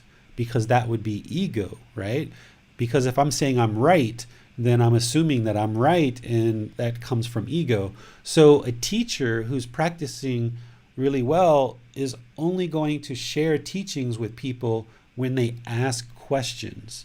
So if you see how I interact on Facebook, it's only when people are asking questions that I will answer them, not just in our group, but if you see me in other groups of Facebook, I only ever share a comment if somebody asks a question. So that translates even on a student-teacher relationship, that I don't ever contact James, for example, and say, hey, James, I know you live in South Carolina and you've got this going on and that going on. Let me give you some teachings that are good for your life, right? Like, who am I to kind of step in to James's life and kind of tell him what he needs to be learning at this particular time? That's not my role as a teacher. My role as a teacher is to make all these resources available and invite you to come learn, but then it's through your questions, through your asking for clarification, that the teachings come out and get delivered more and more and more. And that's the way that this tradition has worked for 2,500 years, going all the way back to Gotama Buddha's time, that if you read his actual teachings, if you read the Pali Canon, which is his actual teachings, it almost always starts out with a question. Somebody asks him a question, and then because of that question, he will then start teaching. Here, modern times, you guys aren't familiar with the tradition as much. So I kind of use this book as a guide, and I kind of start off these talks with certain topics, and I might talk for 15 or 30 minutes and then kind of pause and let you guys ask questions. But it's really the students and practitioners asking questions of the teacher that really draws the teachings out. And this is also important because typically when I do these talks, as you'll see, we progress in the program, I will only talk kind of at a certain level of detail. And I'll talk at that certain level of detail until somebody asks a question. And then when you ask a question, we'll dive into the detail. We'll discuss it on a much more deeper level because I know that that's what you're interested in learning. And then we'll come back out to the surface a bit until somebody else asks a question. And then we'll dive deep into the teachings. So this relates back to something I said last week, is you only get out of this program what you put into it. So the more that you guys choose to learn prior to our class sessions, if you learn from the book, the podcast, the video, and the other resources, when you come into the class, you should potentially have a bunch of questions that you're really interested in learning and you can ask. And that's why here in the social media, up here on the top, you can see what are your questions, right? What are your questions? Submit those for guidance, right? That's what this tradition is really all about. So to answer your question really directly, Max, the way to get the most out of this teachings of the Buddha is to study, really investigate, apply the teachings in your life, really reflect on seeing how they work, and then ask lots of questions. Not just ask questions just for the sake of asking questions, but real thoughtful, purposeful, beneficial questions that are really helping to move your understanding and your practice forward. And sometimes the questions that I see from students are just confirming that they understand what they understand. And I've had several of those in the Facebook group recently where people have learned something in the book, they've applied it in life, they saw how it worked, and they just come back and say, David, does this sound right to you? And they'll kind of share something with me. And just having your teacher confirm, yeah, that's exactly correct. You're on the right path there. So that's how you learn. Investigate the teachings, reflect on them, apply them in practice, trip over your feet, make mistakes as you need to, come back to your teacher, get clarification, and then apply the teaching some more and get better and better on this gradual progression towards the enlightened mind. Thank you for that, David. I think it's very encouraging for a lot of people to know that mistakes are important. Go out and make some mistakes and then understand what happened and where you can do better next time. And I know that in coming to you for guidance, sharing honestly where I felt that things haven't gone well for me has been really helpful, and you've never been judgmental. And often we don't like to admit our mistakes. It's something that's very common. But having done that many times with you, first, second time, it was quite clear that you were not going to judge me. And so I was able just to keep honestly relaying to you how things were going and where things hadn't gone quite right to get really great guidance. So I think that's a very helpful point for many people. Yeah, there's one aspect of this that, your teacher should be practicing the teachings very, very deeply, right? So part of the teachings is all about not gossiping, not having frivolous speech, not lying, not all of this stuff, right? So I've had students tell me, that they watch pornography or they masturbate or they cheat on their partners or, they take drugs or psychedelic drugs or marijuana or cocaine or whatever. I never share that with anyone else. It's like a private conversation. And even if I was helping a husband and a wife or two friends or two colleagues, if one person's sharing something with me, I'm not taking that over here and say, oh, by the way, did you hear this? So part of the practice, that this ethical practice that the Buddha provides us, your teacher should be practicing that very, very, very deeply so that you can then trust that whatever you're sharing with that person, it's on a personal level, to the point where we understand in our culture about how like a therapist or a psychiatrist isn't allowed to go share your story and what you share with them in a private appointment with somebody else. That's against the law and the way that they practice their profession. Well, here in Thailand, and the way that we practice in terms of teachers is this ethical code that we're practicing that the Buddha gave us.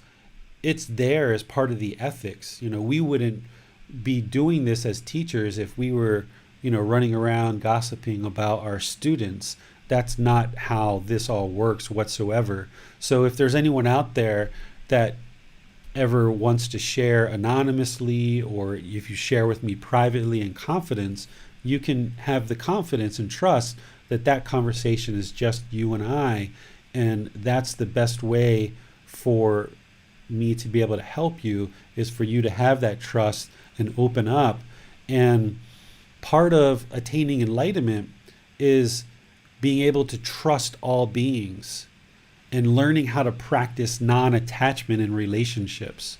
And your Buddhist teacher might be the very first person in your life that you've ever had a relationship with, where you can learn and model non-attachment in a relationship and see what that feels like, and know that that's a very wholesome thing that leads to success. And it might be your Buddhist teacher that is the first person that you really trust to share certain aspects of your life and certain aspects of your mind with that person.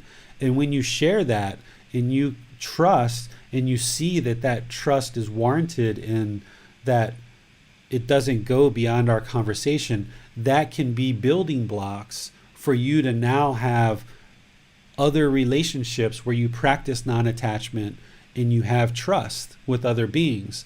So modeling that with you in a relationship and helping you to feel what it feels like to have non-attachment, but still have deep care, deep love, deep compassion for each other, and modeling and feeling what it feels like to be able to wholeheartedly trust another being who you may not really even know, and you may not have even ever met in person, but you can have this trust for that person. By doing that with your Buddhist teacher, and you feel the benefit of having done so, then you can learn how to do that with other people in your life much more easily, because you can model it with your teacher, and it becomes an example for you of how to replicate that in other relationships in your life. We have a comment from Sue Julian. She says, "Hi David, you indicate that we need to ask lots of questions to seek clarification. I have been doing this, but sometimes I feel that perhaps I'm taking too much of your time." Not at all, Sue.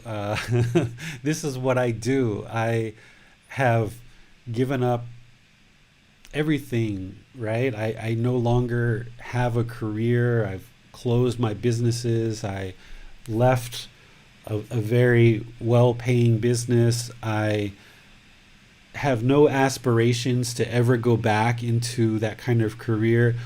My life and what I'm doing now until the time that I die is helping as many people like you to learn and practice these teachings to attain enlightenment. So you shouldn't feel like you're taking too much of my time. If I ever need to do something else, I would let you know. I would say, "Oh, great, Sue, it's been great talking to you for the last 20 hours. I need to get going now." I would let you know that. And so you never have to feel bad or feel guilty or shameful that you're taking too much of my time, because if there's ever a time where I need to go do something else, I would just let you know. But this is what I do. I make myself available through classes, through Facebook, through personal guidance that you guys can meet with me. I have some students that schedule a private meeting every week, once a week, or once every 2 weeks. And I spend about an hour, hour and a half with them every week, and they schedule it. And there's just that kind of relationship where they reach out to me and I help them along in addition to these classes that they're actually meeting with me privately as well. So as much support as you need, it's available for you here. So you don't ever need to feel that you're hurting me or causing any problems to me, because there's nothing you could ever do, Sue, that would cause this mind to be discontent. Nothing whatsoever. So as much help as you need, the support is here for you. Okay, thank you very much, everybody. And thank you, David. It appears we have no more questions this time. Okay, so what I would suggest that you guys do is think this week, if you haven't already been thinking about it, reflect on, why are you truly studying Gotama Buddha's teachings, right? Before we dive into this next 6 months, and then essentially probably the rest of your life of learning and practicing these teachings, kind of put a pause a little bit and just think and reflect. Why is it that you're actually studying Gotama Buddha's teachings? I think that for many of us, we would say that this trajectory that we are on individually and that we are on as humanity is not going in a good direction, right? It's not going in a good direction. So we need to do something different. And what better way to do something different than to learn the best self-help program that you've probably ever encountered in your entire life. It's been around for 2,500 years, which means it's really well proven. It wouldn't be around this long if it wasn't really well vetted and really well proven. It's a self-help program that costs you nothing.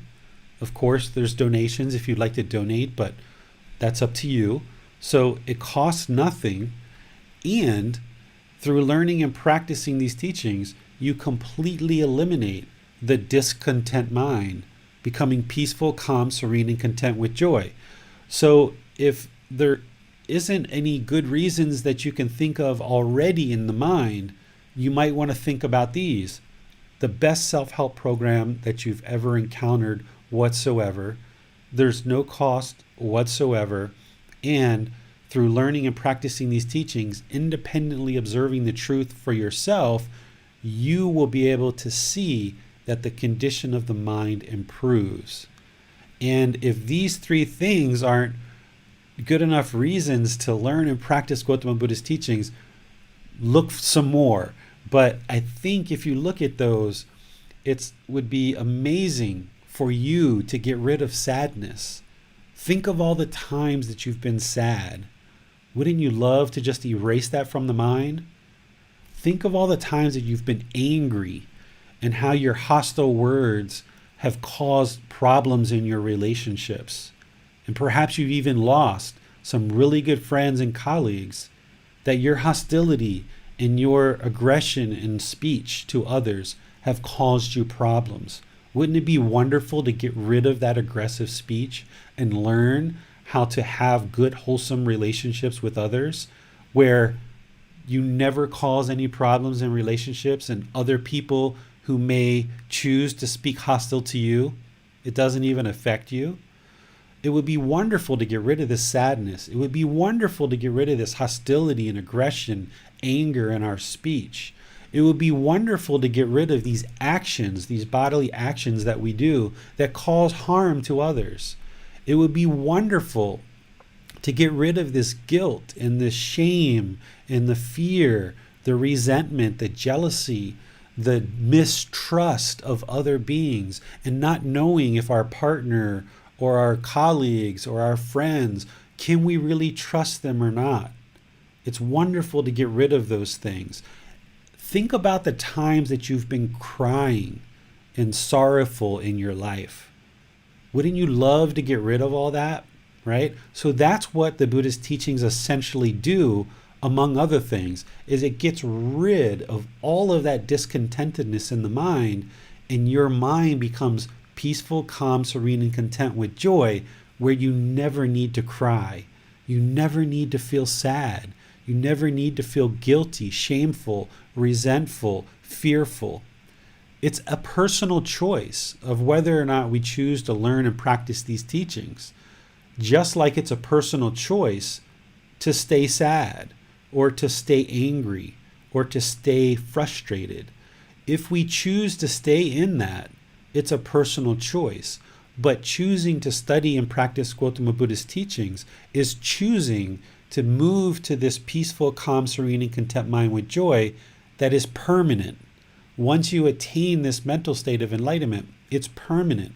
Your mind will never go back to those discontent feelings again.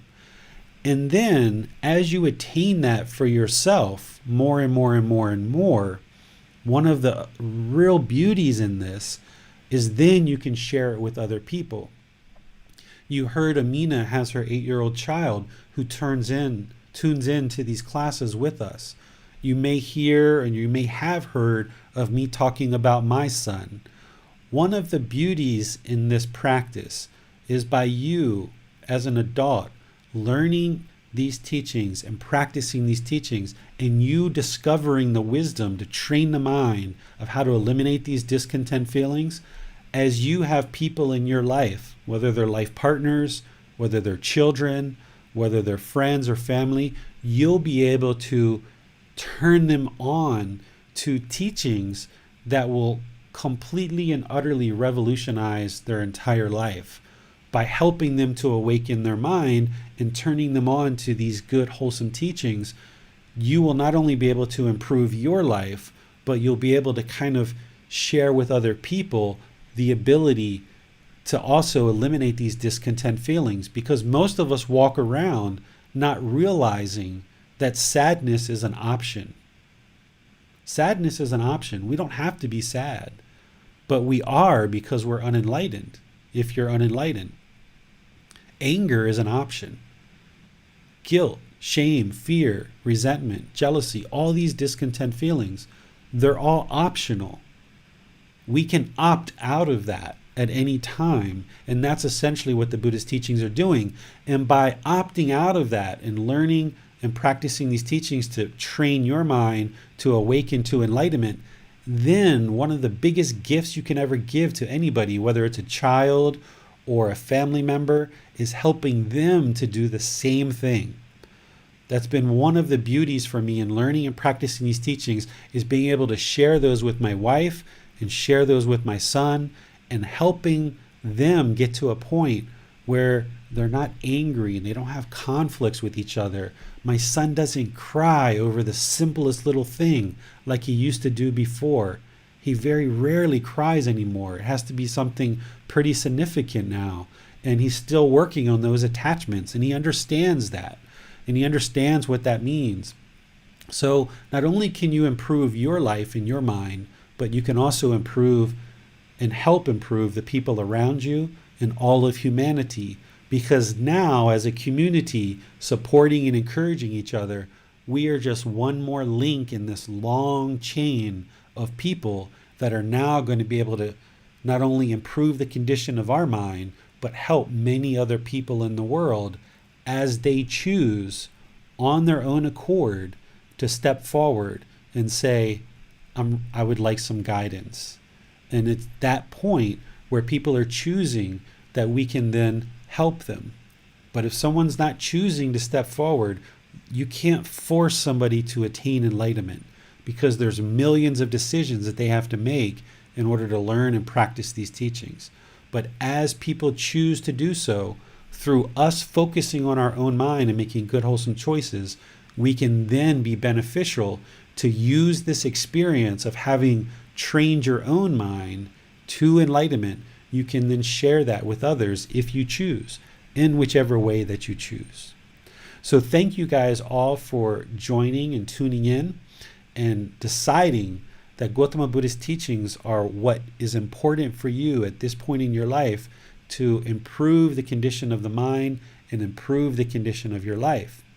Next week on Sunday, we're going to be diving into chapter 3, which is, what is Nibbana? What is enlightenment?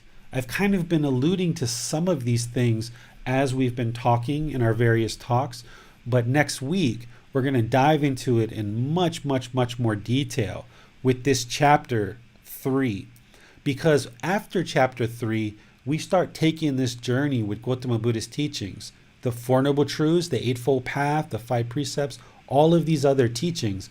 But before we go on this journey to this destination of enlightenment, we're going to spend next Sunday talking about what is enlightenment, so you understand the goal very clearly.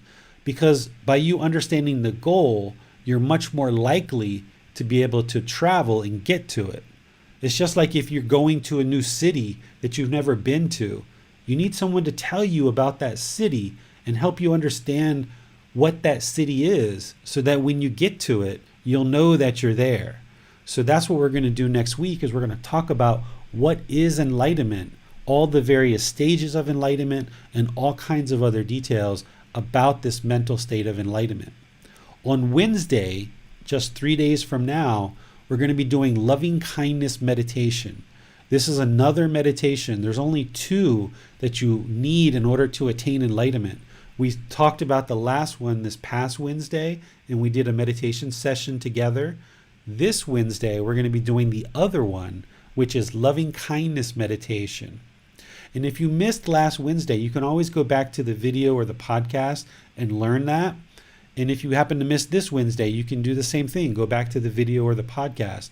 But what we're going to be doing is we're going to be repeating these each Wednesday. Breathing mindfulness meditation, loving kindness meditation, and chanting. So every 3 weeks, we're going to be coming back to that same meditation and deepening your practice more and more and more, giving you a chance to ask more questions, and meditating together as a group each Wednesday. So continue to study, continue to learn. As you have questions, you have multiple ways to get help and clarification. I really appreciate that you've chosen to learn and practice these teachings of Gotama Buddha. It's the very best thing that you could ever do for yourself, for those close to you, and all of humanity. Because by you improving the condition of your mind and staying focused on your mind, you're going to be causing less and less harm in the world. So therefore, less and less harm is going to be coming back to you until eventually you fully attain enlightenment, where there's no harm whatsoever, and the mind can be peaceful, calm, serene, and content with joy permanently. Life becomes very smooth and very easy. But this journey, it's going to take a bit. And that's why I'm here to support you and encourage you all along the way.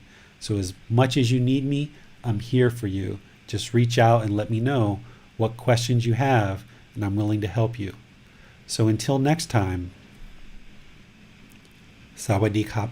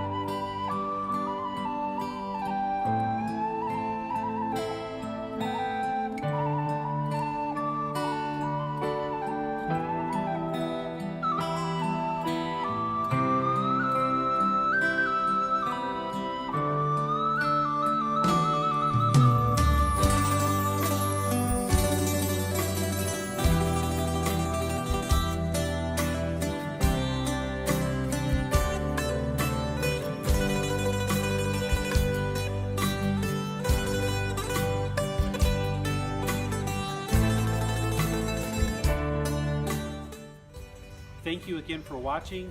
Enjoy your meditation. Look forward to seeing you online and answering any questions that you might have. Thank you so much.